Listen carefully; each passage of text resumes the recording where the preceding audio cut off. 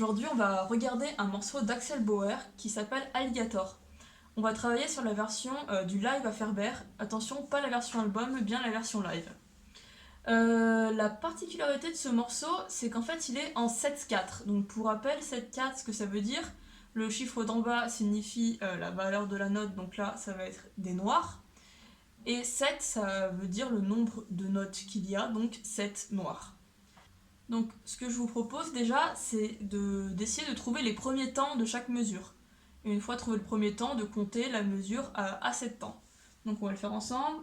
2, 3, 4, 5, 6, 7, 1, 2, 3, 4, 5, 6, 7, 1, 2, 3, 4, 5, 6, 7, 1, 2, 3, 4, 5, 6, 7.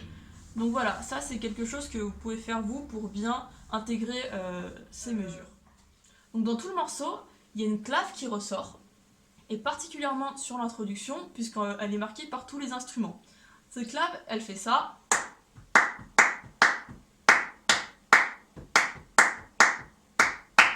Donc si on la compte avec un débit de croche, ça fait ça. 1, 2, 3, 1, 2, 1, 2, 1, 2, 3, 1, 2, 1, 2, 1, 2, 3, 1, 2, 1, 2, 1, 2, 3, 1, 2, 1, 2.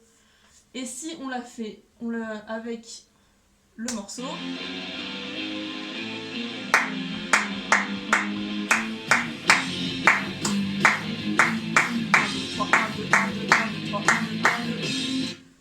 donc je vous invite à essayer de la frapper avec le morceau en essayant d'abord de compter et après de la ressentir quand vous aurez plus la chanson en tête.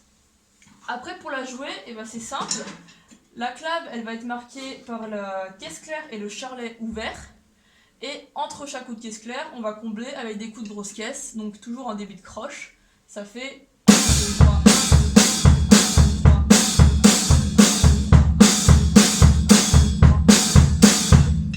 Et après, on rajoute un coup de crash sur les premiers temps.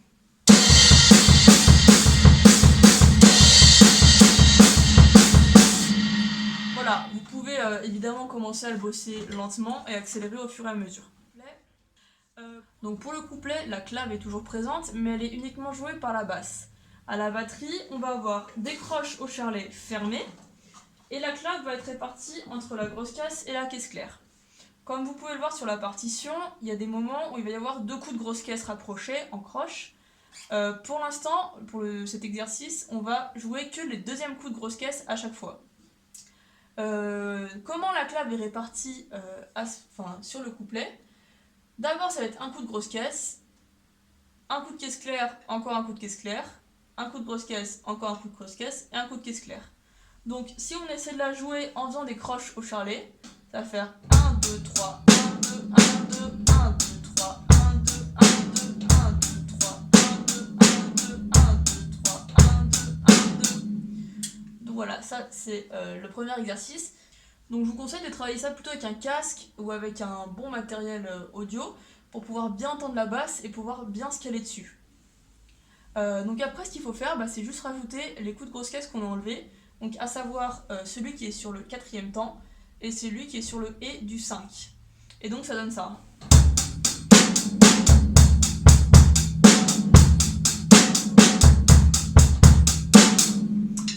Donc voilà, tout comme pour l'introduction, vous pouvez essayer donc de décortiquer ça au début en essayant de compter, et après essayer de beaucoup plus ressentir et de chanter, ce rythme qui fait poum, ka, ka, poum, poum, poum, ka, poum, ka, ka, poum, ka. Et voilà, donc pour la suite, le refrain, comme je vous le disais, est en 4/4. Je vous laisse regarder ça si vous le souhaitez. Si vous avez des questions, n'hésitez pas. Vous pouvez aussi avoir la partition en PDF. Et à plus tard.